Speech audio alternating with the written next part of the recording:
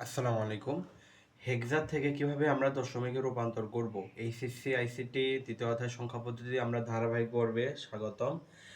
আমি বলছিলাম মোট হচ্ছে 12টা পর্ব দিব। এই 12টা পর্ব যদি তুমি করতে পারো, তুমি কি পৃথিবী যেখান থেকে খুশি সেখান থেকে ম্যাথ দেখ তুমি সলভ করতে পারবা। তো দেখো হেক্সা থেকে কিভাবে দশমিকে যাবো। হেক্সাতে তোমরা জানো এই যে 9 AF ABCD থাকলে হেক্সা হয়। তো যাই হোক হেক্সার মোট 16টা আছে তোমরা জানো। তো হেক্সার থেকে আমাদের দশমিক এই যে হেক্সা 16 আর দশমিক 10 বোঝাচ্ছে। তো আমরা 1 নাম্বার সলভ করবো, 1 নাম্বার এবং 2 নাম্বার করে দেবো, 3 নাম্বার তোমাদের বাড়ির কাজ। আচ্ছা 9F দশমিক 8 হেক্সা থেকে দশমিক 9F দশমিক অক্টা হেক্সা থেকে দশমিক। আমি একটা কথা বলছিলাম, হেক্সা থেকে দশমিকে রূপান্তর করার জন্য গুণ করে পাওয়ার করতে হয়। কোনো কিছু থেকে দশমিকে গেলে, ধরো তুমি বাইনারি থেকে দশমিক করাইছি, অক্টাল থেকে দশমিক করছ, তো এই দুইটা ওই দুইটা যে নাম এটাও একই নাম, মানে কোনো কিছু থেকে যদি দশমিকে যাও তোমার হচ্ছে গুণ করে পাওয়ার টানতে হয়। কিভাবে দেখো, তো নাইন নাইন ইন্টু, এখানে যদি বাইনারি থেকে দশমিকে যেতে বলতো এখানে 2 লিখছিলাম, অক্টাল থেকে দশমিকে যাওয়ার সময় 8 লিখছিলাম। যদি হেক্সা থেকে দশমিকে যাবো কি লিখবো, 16 লিখবো। প্রথম মানের জন্য 0, তারপরের মানের জন্য 1, তারপরের মানের জন্য 2, আরও থাকলে 3, আরও থাকলে 4, এভাবে যাইতোই। তাহলে 9, তাহলে এটার জন্য 0, এটার জন্য 1, এটার জন্য 2, তাহলে 16-র উপরে কী দিব, 2 দিব। তারপর এ প্লাস, তোমরা জানো হেক্সাতে এ হয় না। এ ইকুয়াল হচ্ছে 10, বি ইকুয়াল হচ্ছে 11, সি ইকুয়াল হচ্ছে 12, ডি ইকুয়াল হচ্ছে 13, ই ইকুয়াল হচ্ছে 14 এবং এফ দ্বারা বোঝাই হচ্ছে 15। বুঝতে পারছো? এটাতে তো তুমি জানো।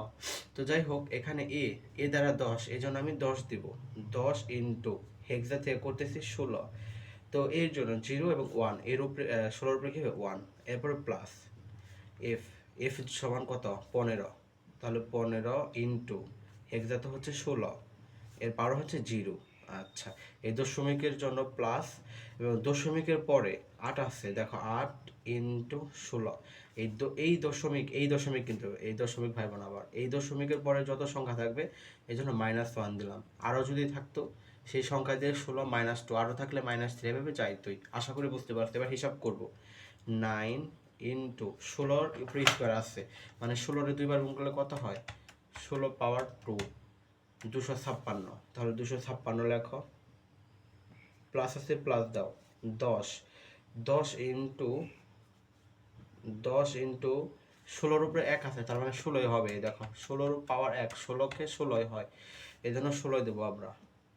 প্লাস 15 ইন্টু, কোনো কিছু পাওয়ার 0 হলে 1, কোনো কিছু পাওয়ার 0 হলে কি 1, এটা মনে রাখতে বলছিলাম কিন্তু তুমি তারপরে করে দেখতে পারো।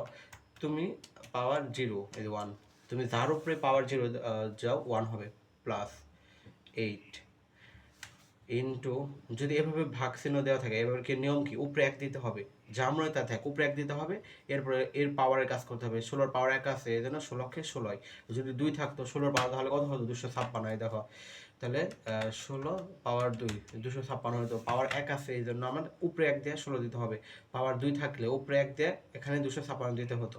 এটা আশা করি তোমরা বুঝতে পারছো। এরপর যদি না বুঝো আমি তো আছি। এরপরে সমান দাও, 9 ইন্টু 256 লেখো, 9 ইন্টু 256, 2304, 2304, প্লাস দাও 10 ইন্টু 16, 10 ইন্টু 16, 160, 160, প্লাস দাও 15 ইন্টু 1, 15 15 হয়, 15 প্লাস 8 ইন্টু 1/16, এই দেখো 8 ইন্টু 1/16, 0.5 হয়। এবার আমি কি লিখবো, 0.5।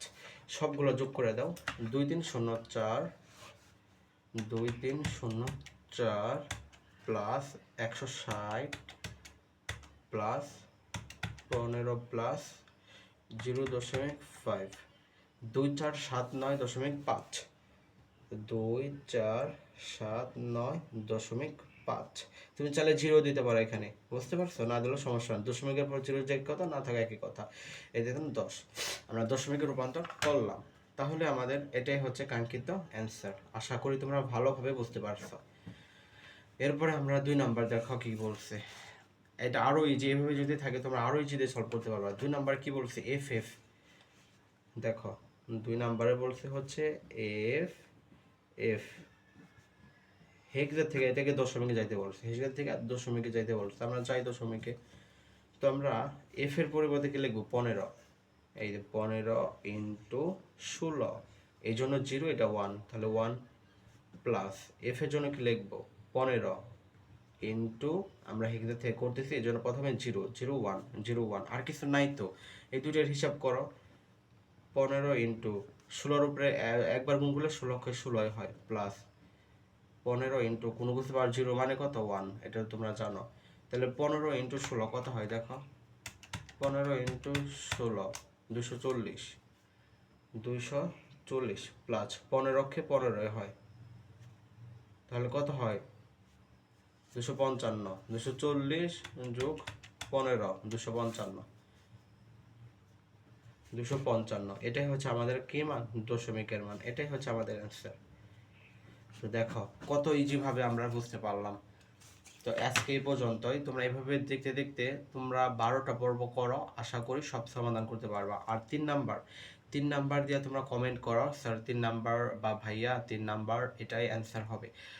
তো 3 নাম্বার তোমরা ছবি তুলে আমাকে এই ভিডিওর কমেন্টে দিবা, অবশ্যই 3 নাম্বার দিয়া এই ভিডিওর কমেন্টে দিবা, তাহলে আমি বুঝতে পারবো তুমি বাসায় ট্রাই করেছো, আমার ক্লাসটা করতেছো নিয়মিত। ঠিক আছে শিক্ষার্থীবৃন্দ, আজকে পর্যন্তই, ভালো থাকো, সুস্থ থাকো, আসসালামু আলাইকুম।